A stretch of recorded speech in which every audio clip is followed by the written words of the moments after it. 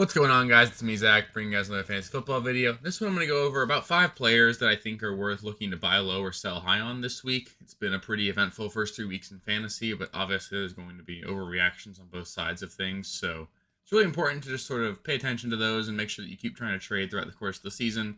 I personally find that trading tends to be the way that I end up making my teams really stand out over the course of a season. I sort of take the shotgun approach to trading and just make about as many as I can, and I believe I'm going to win more than half of them, and it ends up working out for me more often than not.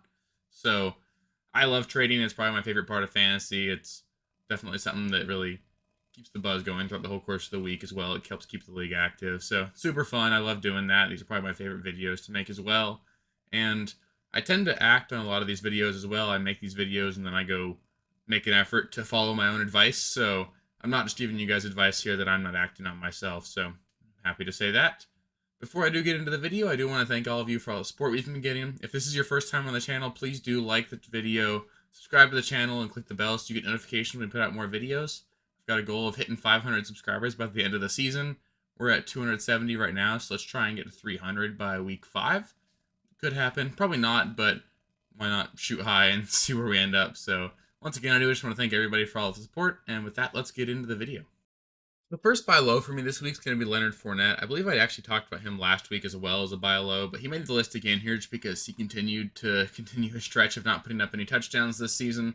I'm not at all worried about that. This Buccaneers offense is going to put up points once they get all their receivers back, so the touchdowns are going to come. He's going to be an integral part of their offense. I think they only have like 3 offensive touchdowns in the season, so it's honestly not all that shocking that he doesn't have one yet, especially given that haven't really needed to score many points so far this season, but they will going forward. They'll be able to with the receivers when they get back, so not worried about that. He is the clear workhorse in this backfield. He's getting almost all of the work. He's being very involved in the passing games. He's got a really nice safe floor in PPR formats, and he's going to have some blow-up weeks here pretty soon. I'm really excited about Fournette, and he's been a guy I've been sending out trade offers for the last couple weeks, and I haven't been able to get him yet, but I'm interested in getting him in any leagues where I don't have him already.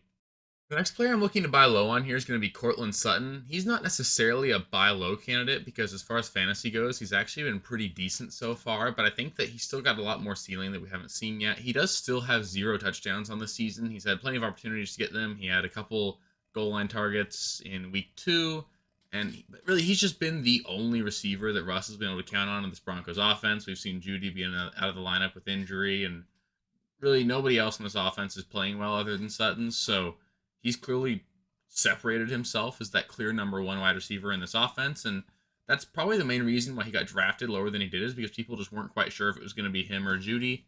It's really clear that it's going to be him over Judy this season, and I know this Broncos offense has been absolutely horrible so far, but it's a whole new coaching staff, a whole new offensive scheme on a team that didn't play anybody in the preseason, so I'm still not all that shocked that they're starting slow. Their defense has been good enough to this point where they haven't had to really open up things too much. They are 2-1, but I think this week's going to be a really nice get-right week for the Broncos offense. They play a Raiders defense that hasn't really been able to stop anybody, and the Raiders honestly might be one of the larger disappointments this season. But like I've said, he's the clear wide receiver 1 for Russell Wilson. I'm not out on Russell Wilson yet. I totally get it if you are, but we've seen quarterbacks struggle before when they switch teams early. Peyton Manning started his career 2-3 and struggling when he went to the Broncos. Tom Brady was 7-5 with 11 interceptions in his first year with Tampa Bay, and then he ended up winning the Super Bowl. So these quarterbacks struggle from time to time when they switch teams. It takes a little bit to get acclimated, but this offense is only going to get better as the season goes on, and Sutton's going to start scoring some touchdowns and really have some monster weeks here. So I do view Sutton as a top 15 wide receiver the rest of the season, and I doubt you'll have to pay that for you to get him. The next player I'm looking to buy low on this week is going to be Keenan Allen. I think Keenan Allen's a pretty good target because in general, when you're looking to make trades, it's also important to take a look at the team that you're trading for this player from. And Keenan Allen's going to find himself on a lot of teams that are struggling so far this season.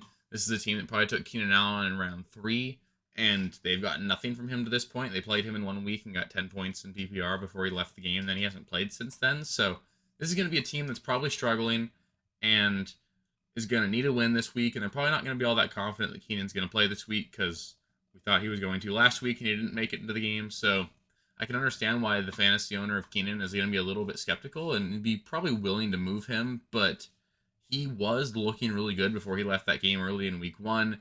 He is pretty clearly still the number 1 target in LA. I I think Mike Williams is going to have some really awesome spike weeks just because of all that touchdown production and deep threat ability he has. But Keenan's going to be the most consistent and invaluable wide receiver in this Chargers offense. And they still have Justin Herbert. They're going to put up a ton of points. I know they just lost Rashawn Slater, but honestly, that might give Keenan Allen a bit of a bump because it's going to make it harder for them to really develop plays downfield. So they're going to have to do a lot more of the intermediate passing game. That's what Keenan Allen specializes in. So Keenan's going to have a really monster season. He's going to get back. He'll be just fine. This is going to be a Chargers team that's going to score a ton of points, and he's going to be a big part of that. So I still view Keenan as a low-end wide receiver 1, high-end wide receiver 2, and I don't think you're going to have to pay that for him. I recently just traded for him from one of the 0-3 teams in my home league. I only had to give up Chase Edmonds and Isaiah McKenzie, so I'm really happy about that trade. I will talk about Chase Edmonds later as a player that I think you should sell high on. So again, another example of me taking my own advice here. But I really like Keenan Allen the rest of the season. I'm really happy to get him, and I really think you should be going after, especially if the owner for him is struggling so far. Another receiver that I've been looking to target in trades this week is Treylon Burks. This one's probably a little bit surprising to some of you because I think he might even hit some waiver wires this week, but for that reason alone, he's going to be basically free for you guys, but he has increased his snap share each and every week so far this season. He is really looking the part of a true quality wide receiver in the NFL. I'm not going to call him an alpha or anything, but he is a very talented player. He was drafted to fill that A.J. Brown role in an offense that I think is going to have to put up a lot more points than they've had to in the past, just because I think their defense is going to really struggle this season. They're not going to be able to run the ball as much with Derrick Henry and just hold on to leads. So I think this offense is going to have to open it up, and Treylon Burks is only going to get better and better as the season goes on. He plays a Colts defense that hasn't necessarily been great so far this season, so he's going to have a pretty good matchup this week, and honestly, like if his snap share just keeps going up, he's going to be a player that's trending in the right direction, could have some really good spike weeks towards the tail end of the season. You're not going to have to pay anything for him. I'm not saying he's a must-start at this point, although I do think he's flex-viable going forward, but he's going to have some great weeks. He'd be a player I'd love to have on my bench. You're not going to have to give up very much for him. The last buy low for me this week is going to be Jonathan Taylor. I get it. It's going to be really hard for you guys to get this guy just because he is still probably the most valuable asset in fantasy. I know he hasn't necessarily won anybody their weeks outside of week 1 this week season, but he looks just as good as ever. I'm not worried about him in terms of any sort of talent drop-off. The Colts did finally get their season on track in week 3 by taking down the Chiefs, and he actually has a higher rush attempt and target share than he did last season, meaning he's getting a higher percentage of the team's rushes and a higher percentage of the team's targets this season. So he's even more involved in the Colts offense than he was last season. This Colts offense just has struggled a little bit. Again, I sort of talked about how when quarterbacks switch teams, it's not uncommon for them to struggle early. I'm not really worried at all about this Colts offense. I think they're going to get it together. They've had a relatively tough schedule so far, just in terms of defenses that are, I think, a little bit better than we expected. Texans defense look a lot better than they had in the past, and the Jaguars losing 24-0 doesn't seem as bad after what the Jaguars did to the Chargers this last week. So I think that the Colts are actually still probably my favorite to win that division. They're going to win a lot of games this season. Jonathan Taylor is going to be a huge part of that. He only has 1 touchdown on the season, and he's going to finish probably in the 15 to 20 range. So he's going to have those spike weeks. I'm really excited about getting Jonathan Taylor on your team. Obviously, you're still going to have to pay a lot, but I doubt he ends up being cheaper at any point this season than he is right now. So, especially given that the fantasy manager of him might be 1-2, 0-3. I have him in a league that I'm 1-2 in. In fact, it's the only league I'm 1-2 in. I'm either 2-1 or 3-0 in all the others. But I think that Taylor is going to be a guy that really can help you win your league this season. And if you can get him any sort of a discount, you've got to be looking to do that.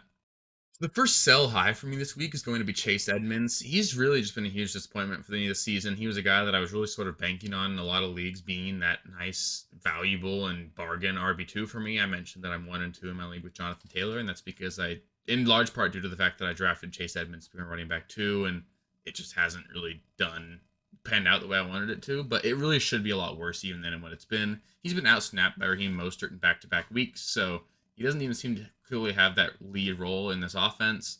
The running backs in this offense really just aren't that involved in the passing game either. I expected Tua to be dumping the ball down a lot more, but they've really been quite successful airing the ball out to Waddle and Tyreek, so why would they be looking to check the ball down to these running backs? And he just managed to salvage decency just because he had 2 one-yard rushing touchdowns this last week. That's not even Edmonds' game, really. He's never been a goal line back or a guy that you'd expect to get those, so it's not even like you can bank on that touchdown production continuing in any sort of realistic way. So to me, Chase Edmonds isn't really a guy that you can even trust in your starting lineup. The only real scenario I see where he actually ends up having value is if Mostert gets hurt, which he is known to do, but even in this offense, the running backs just clearly aren't that valuable to this offense. Even if he did somehow end up commanding the lion's share of the targets and rush attempts, I don't know how valuable those would be. So I'd be looking to trade Edmonds for about just anything you get. I was really ecstatic to move Edmonds and Isaiah McKenzie for Keenan Allen to that team in my league this week. I doubt you might. I mean, that's going to be a tough kind of trade to pull off. I don't know how easily you're going to be able to get those kinds of trades through, but Edmonds is a guy that I have no confidence in going forward. So if you can move on from him and get about anything, I'd be interested in doing that. Next guy I'd definitely be looking to sell high on is going to be Clyde Edwards-HELAIRE. I did talk about him last week as a sell high, and I'm going to talk about him again. He has not outsnapped Jerick McKinnon a single week this season, so there's sort of an argument to be made that he's not even the running back one in this offense. He doesn't even look that great. He had 7 carries for 0 yards this last week and somehow had a good fantasy outing because he caught a few passes and scored a touchdown, but he's not. This touchdown production's gonna fall off. He's never been a massive touchdown producer in his career. There are too many other running backs getting snaps in this offense with Jerick McKinnon and Pacheco working in, so I don't think there's really any reason to expect Edwards-HELAIRE to do anything more than like low-end running back 2 numbers throughout the course of the season, unless he manages to somehow just get super lucky with touchdown production, which isn't something I expect. So I think you can probably get top 15 running back value out of him, and I just don't see him holding that if I can move on from Clyde Edwards-HELAIRE and get any sort of value above RB15. If I can get a nice wide receiver 2 for him, or if I can get a struggling running back that, I mean, if you can trade him for Austin Eckler or for Aaron Jones who had an off week, I'd love to do that. I don't think you're going to be able to, but if you can maybe package him with something, I'd love doing that, and I'd be looking to use him to trade up and get a higher value player going forward. Another player that I'm looking to sell high on this week is going to be Amari Cooper. He's coming off back-to-back 100-yard receiving games with touchdowns, and that's awesome. I think Amari Cooper is an extremely talented wide receiver, but this Browns offense still isn't one that I expect to be very high octane. They're not going to be able to put up very many points over the course of the season, and I just think it's going to be really hard to know when these weeks are going to come for Amari Cooper. He's still going to have a couple more really good games this season, but I think it's just going to be really hard to predict those. This is going to be an offense that's splitting up 200 passing yards and 1 passing touchdown every single week, so even if he gets 40% of that and doesn't get the touchdown, you're ending up with 80 yards, and to me, I view him as like a high-end wide receiver 3 the rest of the season, and I mean, he's also been known to deal with injury problems. We haven't seen any of that crop up yet this season, but he's definitely getting up there in age, so it's reasonable to expect him to miss some time as well. So if you can trade him for wide receiver 2 value, I'd love doing that. I just don't want to be tied to anything in this Browns offense other than the 2 running backs. Njoku's fine because the tight ends suck, but in general, I'm not confident in this Browns offense at all, and Amari Cooper has been great the last couple of weeks, so if you can get wide receiver 2 value for him, I'd love to do that. The last player I'd be looking to sell high on this week is going to be CORDARRELLE Patterson. I know this is probably just going to sort of be disappointing because I know he's been absolutely incredible so far this season, and he was really incredible to start the year again last year, so a lot of people think this is just going to continue, but the fact of the matter is he's really not that involved in the passing game. He had 1 catch this past week, and the whole thesis behind him being a really good, valuable running back is because he's basically a wide receiver that you can play in your running back slot. He's just not, I mean, this team's not throwing the ball to the running backs at all, so he's not going to be getting that really going forward, and he has been hyper efficient, but I do expect Tyler Algier to get more and more work as the season goes on. He's a rookie. It makes a lot of sense for this Falcons team that's probably going to be a 5-win team at the end of the season to sort of look towards their future and see what they have in Algier and really phase Patterson out because Patterson's not going to be a staple of this offense going forward. There's no reason for them to see what they have in him because he won't be here in a few years, even if maybe he comes back next year, but I doubt it.